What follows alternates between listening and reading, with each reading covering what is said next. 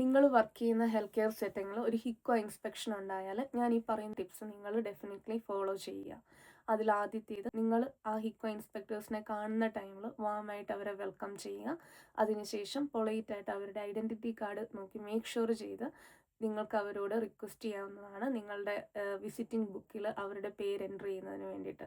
ഇതിന് ശേഷം നിങ്ങൾക്ക് അവരെ നിങ്ങളുടെ ഡയറക്ടർ ഓഫീസിലേക്ക് വെൽക്കം ചെയ്ത് നിങ്ങളുടെ കൊളീഗ്സിനെ നിങ്ങൾക്ക് അലേർട്ട് ചെയ്യാവുന്നതാണ്. രണ്ടാമത്തേത്, നിങ്ങൾ അറിഞ്ഞിരിക്കേണ്ട കാര്യങ്ങൾ. ഹിക്കോ ഇൻസ്പെക്ടേഴ്സ് വന്ന് നിങ്ങളോട് ഒരിക്കലും ഇല്ലാത്തൊരു കാര്യത്തെക്കുറിച്ച് ചോദിക്കുന്നതല്ല.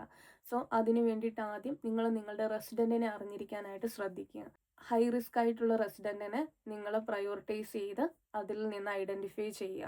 അതിൽ വരുന്നതാണ് ന്യൂട്രീഷണൽ റിസ്ക് ഉള്ള റെസിഡൻസ്, ഫോൾ റിസ്ക് ആയിട്ടുള്ള റെസിഡൻസ്, പ്രഷർ അൾസർ ഉള്ള റെസിഡൻസ്, എന്തെങ്കിലും ഇൻഫെക്ഷൻ ഉണ്ടെങ്കിൽ ആ റെസിഡൻസ്. ഇത് കൂടാതെ എൻഡ് ഓഫ് ലൈഫിലും പാലിയേറ്റീവിലുള്ള റെസിഡൻസിൻ്റെ കെയറും പ്രോപ്പറായിട്ട് ഡോക്യുമെൻറ്റഡ് ആണെന്നുള്ളതും അവർ പ്രോപ്പറായിട്ടുള്ള ഒരു കെയർ റിസീവ് ചെയ്യുന്നെന്നുള്ളൊരു കാര്യവും മേക്ക് ഷുവർ ചെയ്യുക. രണ്ടാമത്തേത്, care plan checking. Care plan check ചെയ്യുമ്പോൾ അതിൻ്റെ അകത്ത് നിങ്ങൾ മേക്ക് ഷുവർ ചെയ്യണം റെസിഡൻറ്റിൻ്റെയും ഫാമിലിയുടെയും ഇൻവോൾവ്മെൻറ്റ്, റെസിഡൻറ്റിൻ്റെ പ്രിഫറൻസ്, ചോയ്സ്, ഇതെല്ലാം പ്രോപ്പറായിട്ട് നിങ്ങൾ ഡോക്യുമെൻ്റ് ചെയ്തിരിക്കണം. കെയർ പ്ലാൻ ഒരിക്കലും 4 മന്ത് മാത്രം റിവ്യൂ ചെയ്യുന്ന ഒന്നല്ല. ഡെയിലി പ്രാക്ടീസിൽ റെസിഡൻ്റ് ഉണ്ടാകുന്ന ചേഞ്ചസിൻ്റെ അടിസ്ഥാനത്തിലായിരിക്കും കെയർ പ്ലാൻ ഡോക്യുമെൻറ്റേഷൻ വരുന്നത്. സോ ആ ഒരു കാര്യം നിങ്ങൾ ഉറപ്പുവരുത്തുക. മൂന്നാമത്തേത്, മെഡിക്കേഷൻ സേഫ്റ്റി.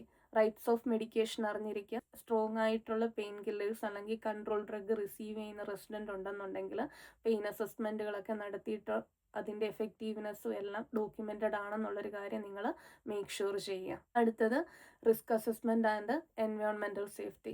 റിസ്ക് അസസ്മെൻറ്റ് പ്രോപ്പറായിട്ട് ഐഡൻറ്റിഫൈ ചെയ്യുക. റെസിഡൻസിൻ്റെ കണ്ടീഷനിൽ എന്തെങ്കിലും ചേഞ്ചസ് ഉണ്ടെങ്കിൽ അത് ഐഡൻറ്റിഫൈ ചെയ്ത് വേണ്ട അസസ്മെൻറ്റ് നടത്തിയിട്ടുള്ളൊരു ഇൻ്റർവെൻഷൻ പ്രൊവൈഡ് ചെയ്യുക. ഫെസിലിറ്റിയുടെ എൻവയോൺമെൻറ്റ് സേഫ് ആണെന്നുള്ളൊരു കാര്യവും അത് ക്ലീൻ ആണെന്നുള്ളൊരു കാര്യവും മേക്ക് ഷുവർ ചെയ്യുക. പ്രോപ്പറായിട്ടുള്ള ഇൻഫെക്ഷൻ പ്രിവെൻഷൻ പ്രോട്ടോകോൾസ് ഫോളോ ചെയ്യുക. നിങ്ങൾ നിങ്ങളുടെ കൊളീഗ്സിനെ മോണിറ്റർ ചെയ്യുക. ഫയർ ഡ്രില്ലൊക്കെ അറ്റൻഡ് ചെയ്യാത്തവരുണ്ടെങ്കിൽ അത് അറ്റൻഡ് ചെയ്ത് മനസ്സിലാക്കിയിരിക്കുക ആ ഒരു ടൈമിൽ നിങ്ങൾക്ക് എങ്ങനെയാണ് അത് മാനേജ് ചെയ്യാൻ പറ്റുക എന്നുള്ളത്. ഇക്വിപ്മെൻറ്റ് സേഫ്റ്റി ഉറപ്പുവരുത്തുക. ഇത് കൂടാതെ ഡോക്യുമെൻറ്റേഷൻ വളരെ ഇമ്പോർട്ടൻ്റ് ആയിട്ടുള്ളൊരു കാര്യമാണ്. MDT ഇൻവോൾവ്മെൻറ്റ് പ്രോപ്പറായിട്ട് ഡോക്യുമെൻ്റ് ചെയ്യുക. പ്രോഗ്രസ് നോട്ട് വളരെ ക്ലിയർ ആൻഡ് ആക്യുറേറ്റ് ആയിട്ട് ഡോക്യുമെൻ്റ് ചെയ്യാനായിട്ട് ശ്രദ്ധിക്കുക. ഇപ്പോൾ ഞാൻ കുറച്ച് കാര്യങ്ങൾ മാത്രമാണ് നിങ്ങളോട് ഇപ്പോൾ ഷെയർ ചെയ്തിട്ടുള്ളത്. അറ്റ്ലീസ്റ്റ് ഇതെങ്കിലും നിങ്ങൾ നിങ്ങളുടെ ഡെയിലി ഹാബിറ്റിൽ ഇൻവോൾവ് ചെയ്യുകയാണെന്നുണ്ടെങ്കിൽ ഡെഫിനറ്റ്ലി നിങ്ങളുടെ റെസിഡൻറ്റിന് ഒരു പ്രോപ്പർ കെയർ കിട്ടുന്നതിനും നിങ്ങൾക്ക് ആ ഒരു ഡേ പ്രോപ്പറായിട്ട് ഹാൻഡിൽ ചെയ്യുന്നതിന് ഹെൽപ്പ് ചെയ്യുന്നതായിരിക്കും.